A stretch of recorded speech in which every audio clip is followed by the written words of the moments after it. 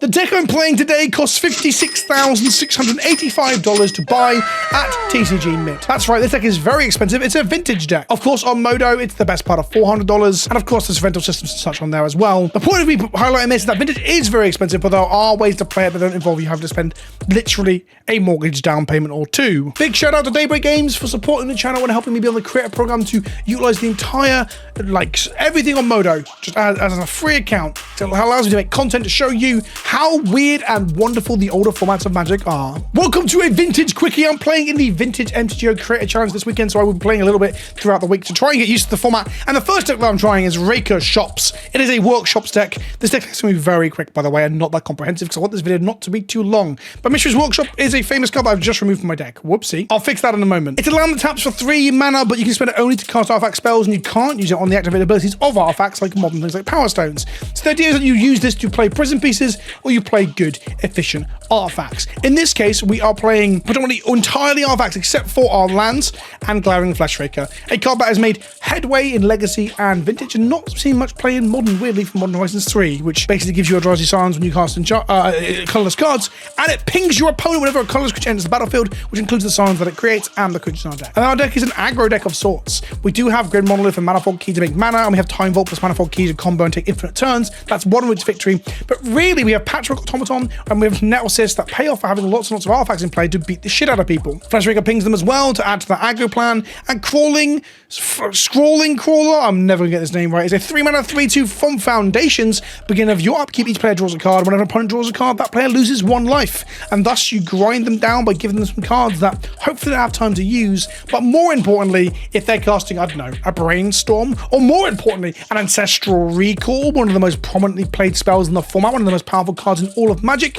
well, they're going to take 3 damage for doing so. Then we've got a Forge, a Lone Stone Golem Icon that I think are all restricted, and 4 copies of the One Ring. Our sideboard has some of the typical disruptors, if you will. Dismember, Witchmember, this member, Null Rod, Disruptor, Flute, Gravedigger's Cage, Stone Brain, and then this thing that I've never played with before, and as you're going to see in the video, I doubt siding into it, and then when I side into it, oh my god, does it fuck. This card fucks. Argentum Masterclaw fucks.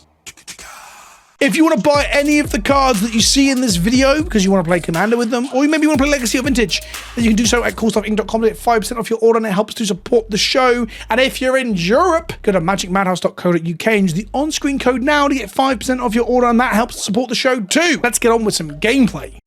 And we have won the die roll. We're going to go first in this game of Vintage. We have Black Lotus into Grim Monolith with Manifold Key, which can top the Grim. This means we can go Black Lotus, crack it, make a Grim Monolith, make a Manifold Key, activate Monolith for 3 mana, untap Monolith for 1, tap it again for 2 more, which gives us 4 mana total. That gives us a Scrawling Trawler plus a Vexing Ball, but I'm going to keep this and give it a go. Quick math. Obviously, if they have some blue interaction like a Force of Will, then I'll be sad. Let's give this a go then. Here's a Black Lotus. We're going to crack it for 3 white. Cast a Grim Monolith. Cast a Manifold Key. Make 3 mana. We'll use this to untap this and make it another 3. It's 5 mana total. We'll cast a Vexing Bauble. That's our turn. We'll pass back to our opponent. So now what's going to happen is our opponent's going to draw a card and lose a life thanks to this. And then in our turn, we'll both be drawing 2 cards. They've got a Workshops opening, which might be better than what we had. Trinisphere for 3. Yeah, sure. Sounds good. So now we need to untap and hit a land drop to be able to cast anything. So we're going to draw 2 cards. They're going to draw a card. Just going to ping them. We drew City Traders, which is pretty gas here. We play the City. We're going to tap it. Use this to untap this Grim Monolith. We'll make some more mana. I've got 4 mana now, but all our spells cost 3 at a minimum. I'm not sure if I should be on another Scrawling Crawler or a Nettlecyst. I guess all their fast mana is trapped behind the Trinisphere now, so I'm mostly going to be able to pay 4 mana for something next turn. I think it's Nettlecyst because it's just going to be a bigger threat to hit them with. We keep the Vexing Bauble around because it, well, I guess it doesn't do anything now. Maybe we should have cracked it actually. With Trinisphere in play, you pay mana for everything, so Bauble does nothing. I should have cracked it for the card draw there. They're going to take another damage from the Scrawling Crawler. They hit a Strip Mine here, which gives them access to 4 mana. They're going to Strip Mine our City Traders, sure, and they can cast 1 spell of 3 CMC or less for 3 mana using Mishra's Workshop. You know, Patchwork Automaton allows them to block. Not great for them, but they'd stop us from like untapping and definitely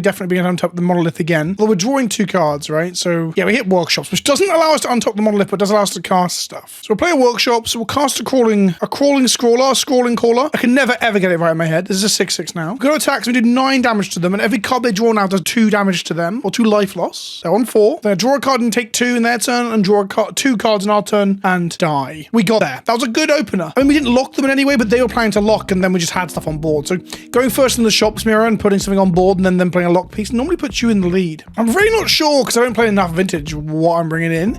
I guess Disruptor Flute's pretty good at, like, disrupting them, if you will, turning off their one ring, or a Khan, or any of their artifact mana rocks too. It's a card that really requires you to understand the format. I just don't. I dabble. I think maybe like Null Rod is obviously bad against us in many ways, but maybe Null Rod and 2 flutes. We're not really playing lock pieces because we're on this like Raker shop, so we're like an aggro shops deck. I think Lotus and Golem's probably bad into the shops mirror. I say shops mirror, they're on prison shops, traditional shops. We're on the aggro shops, but either way, we're both playing shops. Vexing Bauble seems bad. It's good into their moxes, but not really all that great here. I'll get rid of 1 top as well. There we go. Right, I don't know if that's even correct, even remotely correct. Maybe the Master Core is good. Maybe all the Disruptor Flutes are good. So our opening turn is just a strip mine into Synthesis Divine on top, and if they go like Chalice on 1 or Trinisphere, we're not doing anything. This is a mulligan from us, I think. It doesn't do it almost does literally nothing without them interacting with us. Our opponent moves a 6, as do we. City Traitors into double Manifold Key isn't too hot. I guess we go Patrick Automaton turn 1, Manifold Key the following turn. Yeah, we'll give this a go instead of going to 5. I'm going to put the Forge on the bottom. Of course, it's between Forge and Ring, right? And Ring just seems significantly better, which is wild, right? They got a Mox Jet, they got a Black Lotus. Maybe Vexing Bauble is good against them on the play. I'll bring it back in the play. Net Assist from them. Oh shit, so they are on aggro creatures too, but just with some Trinisphere stuff. Hang on, do we have a Trinisphere in our deck? No, we don't. We're not playing one. I thought I got this from a challenge winner. Because Trinisphere is restricted, by the way. Going Phyrexian Germ token on the Net Assist from the Living End trigger. They got a Inventor's Fair, they got a Null Rod. Okay, Null Rod's interesting because it turns off 1 of their mana here. They can't re-equip this. That's fine. All of our mana rocks obviously don't do anything now. If we draw a Moxen, for example, it is City of Traders. We're going to tap this for 2 and play a Patchwork Automaton. It won't be blocking this turn, but next turn it will be a 3/3 which can trade with a Phyrexian Germ. Of course, the Germ will get bigger the more artifacts they play, and they're also getting a little bit of life with the Inventor's Fair, which sort of is a problem for our aggro plan too. Without the Master Core, I can't actually kill the Null Rod now. I just realised. So yeah, maybe that was a bad move from us. Not bringing in the Manticores, whatever the fuck they're called. We'll take 4 here. Even if we hit a land drop, it's going to make us sack our city, so we're not in a great spot. Drew a scrawling crawler. Okay. Spells cost 1 more to cast. Now here's a Manifold Key. Draw the Patchwork. That sphere has really put a dampener on our plans here. We aren't blocking this turn, so we will get in for 2. They are empty-handed. They're getting alive every turn and hitting us with a 4/4, probably a 5/5 this turn. If we draw another City of Traitors on Ancient 2, we can play the Rod Ring, but the thing is it gives us protection for a turn, but we can't activate some Null Rod. They play a land. The Phyrexian Germ is not growing if they hit land drop after land drop. So that's something for us. We drew a Mishra's Workshop, which is quite good here. It gives us 5 mana. It allows us to play a Nettle System. We will lose the City of Traders, but we can still play 2 drops next turn. I don't want to play the Crawler while I'm behind and draw them to gas because they've got no cards in hand. Play the Workshops. Make 5 mana. We're going to cast a Nettle Cyst. So our Patchwork Automaton gets bigger. We can't cast a Manifold Key because of Sphere of Resistance if you're wondering why. Get in for 3. Find a Ghost Quarter, which is incredible for them here. I don't think we have any basics. Yeah, okay. That's not good. We need to rip another factory, an Ancient Tomb. Sorry, Workshops on Ancient Tomb or City Traitors, basically. Ancient Tomb would be brutal because of the damage it would do to us. Found a Mana Vault. That's not it. Okay. Looks like we're double blocking down the Germ token and hoping that stops the race and gets us back in the game by finding a land. Now, on the upside, the way the mana is set up right now, they'll never be able to crack this Inventor's Fair. It costs 4 mana to do so, and they have Workshops in play. They have drawn something, though. It's 6 mana. Is it a Ballista? It's a Stone Cold Serpent for 6. Oh, boy, that's not good. They attack because we're double blocking. We need to top deck our shops, really. Come on. That is not a shops. They swing, we block, we take 4, we go to 4, we die the following turn. They swing, we go to 2, and then we hope to draw something, but there's nothing we can draw here. We're dead. But there's a good window where we were still in it. But then, yeah, the Ghost Quarter was just absolutely brutal. I actually think the Disruptor Flutes might just be, like, objectively bad. Let's bring in some Null Rods. Bring back in the Bauble on the play. Got a 4th copy of Null Rod, but I kind of want to bring in these Argentum Mastercores because they just seem like they will... That's 5/5s that allow me to discard things and blow up stuff. That seems pretty strong for interacting with our opponent, right? That's a cool sideboarding bug. I can't get rid of the Argentum Mastercore. I've, like, enlarged over us now. Okay, well, we're going to bring these in. Probably cut some crawlers. I think they're better into blue decks, if I'm honest. Yeah, let's go with that. I cut a ring as well because of Null Rod shit. Oh, a minimize, remaximize got us there.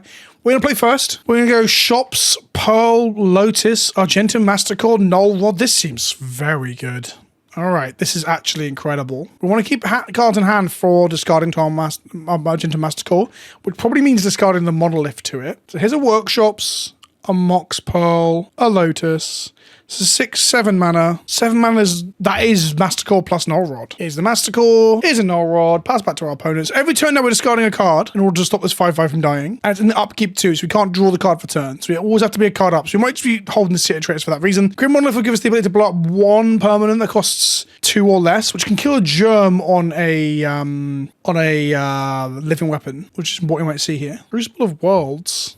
Okay, that's nothing to us right now. We're fine with that. We're going to untap. We're going to discard a City Traders. Blow up one of their Moxes. We'll do that anyway because it lowers their artifact count for like Metalwork and similar. We'll hold City Traders to discard again later. And we get in for 5. Argento Master Core is actually so good. Holy shit. I've never played with this card before, by the way. I don't even remember it being printed. And here it is in Vintage being an absolute monster. 5 mana, 5/5, first strike with some sort of downside, but it's also upside. And it's got protection from multicolored. Wowza. That is a Stonecoil Serpent. It can't block our Argento Master Core very well. It's just CMC 0, so this is going to be fun discarding the City Traders here. Boom goes the dynamite on the Stonecoil Serpent there. We drew Talon Gates. I just don't play it, I think. I think I just do what I'm doing here where I'm root booping and tooping. Root booping and tooping? Root booting and tooting. I don't know. That's the noise that Argento Master Core makes, isn't it? It does die to Dismember. That is like the one out they have, I think. Discard the Talon Gate. Blow up the Mox. Draw Balin's Tomb, go to combat and attack for 5. That's right, $55,000 of magic cards on either side of the table. Not on Modo, but in paper. And Null Rod is king. This card is so unbelievably good. 6 mana what now? Please be a Stonecoil. Yeah, so we just kill that with a Balin's Tomb. They've got to hope we haven't got anything in hand, right? But we have got things in hand, so kill the Stonecoil, move to combat and attack. This card absolutely rips. My goodness. The interesting thing is, like I said, $55,000 worth of cards, and the MVP there was the Master Core. Thank you for watching. I hope you enjoyed this quickie in Vintage where we're playing incredibly expensive decks. There'll be more gameplay on the channel if these videos are popular. Do you want to see more Vintage, Legacy, Modern, Pioneer, Cube, I don't know, Star Wars Unlimited? You let me know in the comment section below. I'll see you in the next one. Ta-ta for now.